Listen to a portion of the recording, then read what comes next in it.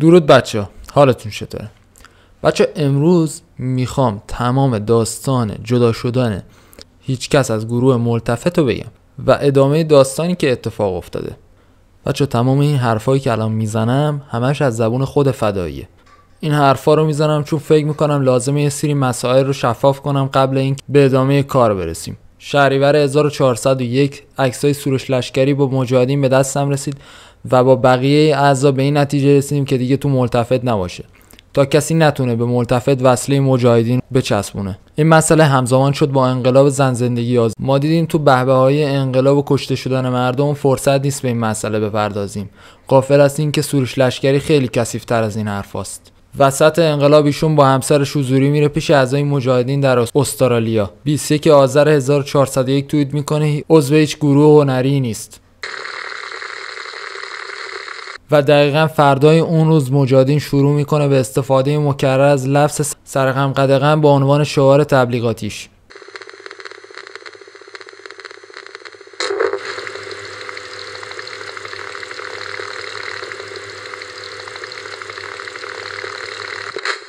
من عمومی به مجاهدین گفتم حق ندارن از شعرام استفاده کنن و فحش دادن به رجوی و لچکش. 15/1401 سروش لشکری و آزاده اکبری یکی از پلیدترین نوچه‌های خودشون رو که سابقه همکاری مستقیم با جمهوری اسلامی داره رو میفرستن جلو تا دروغایی که نوشته بودن رو منتشر کنه. اینا به خوبی میدونستن که در مورد 1500 تصویر ما نقشی جز حمایت کردن نداریم و افراد دیگه ای مسئولن. این مسئله رو حتی عمومی هم بیان کرده بودیم. ولی تو متنی که برای نوچه‌شون نوشته بودن مهدی‌ها رو همه کاره 1500 تصویر معرفی میکنن. جالبه که در یکی از همین استوری‌ها هم شکایت میکنن که چرا ملتفت ضد مجاهدین موضع گرفته و به لچک رجوی توهین میکنه.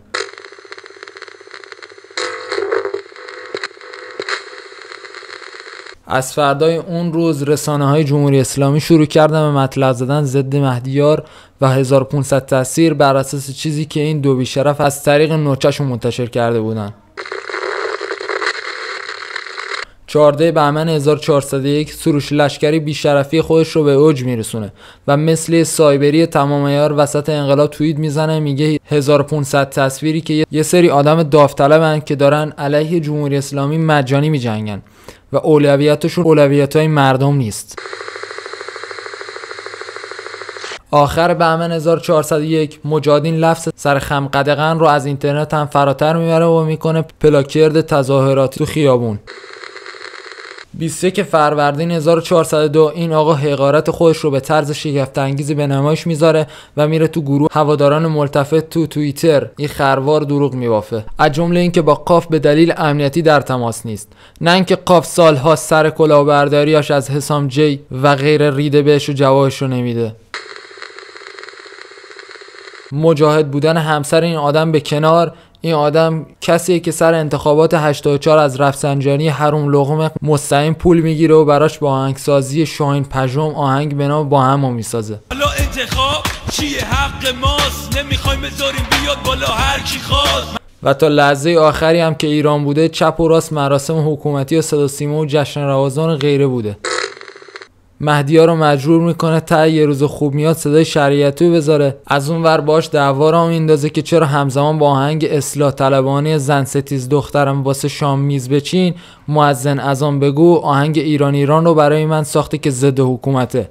دعوا میکنه که چرا تو آلبوم عدل به خاتمی جون توهین کردیم و گفتیم از داخل فاشیست نما وعده های خاتمی. بعد به عنوان پناهنده سیاسی تونسته بدون پاسپورت تو لندن رای بده و عکس بگیره و پخش کنه. تا همین چند وقت پیش هم علنا بزرگترین دغدغه‌اش این بود که مسلمان خوبی باشه، با اینکه سخته و اینکه یه وقت آخونده مورد خشونت واقع نشن. وسط انقلاب هم دغدغه‌اش زدن ملتفت و 1500 تصویره. تجربه ثابت کرده این آدم همیشه دنبال اعتباره که تاش بتونه سر به زنگ‌های مهم ضد مردم دستی بکشه. به هر حال در این نقطه که مستقیم هوادارا رو درگیر کثافتکاری‌های خودش کرد، من بالاخره بعد از ماه تخریب‌های این آدم و خوراک دادن‌هاش به مجاهدین و جمهوری اسلامی قضیه رو عمومی کردم. حالا بریم سراغ چیزایی که در جواب به ارتباطاشون با مجاهدین گفتن. آزاده اکبری که خودش اعتراف کرده کمپ اشرف رفت و آمد داره.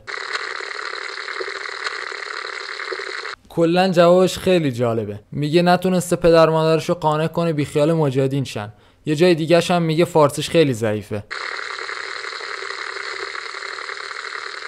سوالی که مطرحه اینه که ایشون که حتی مادر پدر خودش هم نتونسته قانع کنه که مجاهد نباشن، با فارسی ضعیفش میره تو کمپ اشرف بقیه مجاهده دو آتیشه تو کمپ رو منصرف کنه.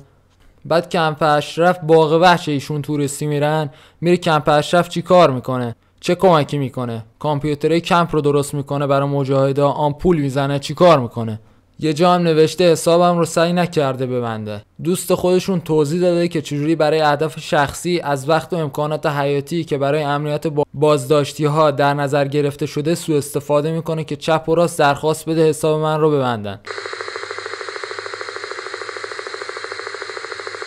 سروش لشکری هم که بخش اعظمی از جوابش یه سری جوک بی ربطه، مثل این که ملتفت که کلا متشکل از 3-4 تا هنرمنده یه فرقه است که هدفش اینه که کوچکترین عضوش رو بپرسته.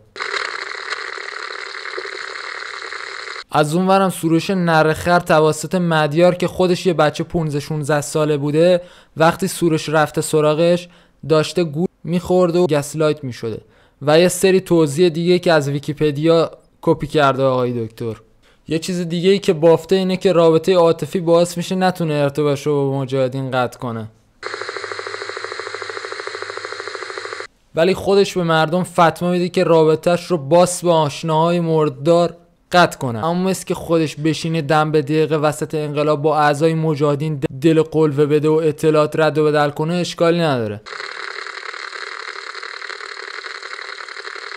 یه قسمت دیگه جواب جفتشون هم این دروغی که فقط فلانی میدونسته و من نگفته. ارتباط اینا با مجاهدین چیزیه که برانداز تا حکومتی سالهاست دارن کف توییتر راجع بهش حرف میزنن.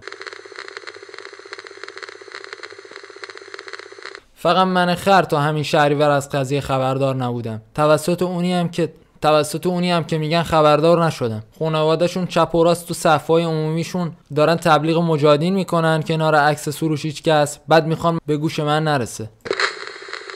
یه قسمت دیگه که خیلی جالبه اینه که این آقا به گفته خودش آلبوم حق رو نشنیده.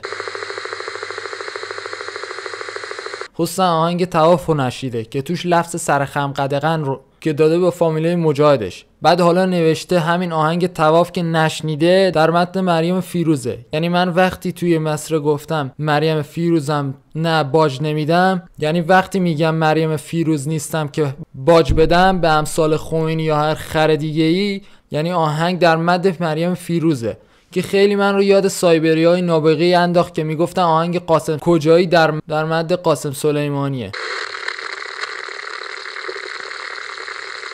یه خوزاول دیگه‌ش هم اینه که من چون اسمم فدایی و چند تا جوان از یه تشکل هنری به اسم چیریک استوری کردم، پس چیریک فدایی خلقم و توده‌ای و کمونیست و الوبل. دلیلی که اسمم فداییه اینه که از وقتی که یادم میاد پدر مادرم ازم جدا بودن و همیشه به نظرم حق با مادرم بوده. نام خانوادگی مادر من فداییه و من به خاطر احترامم به ایشون اسم هنریم رو فدایی گذاشتم. حالا بریم ببینیم مادر من چریک فدایی خلقه یا کمونیست یا چی.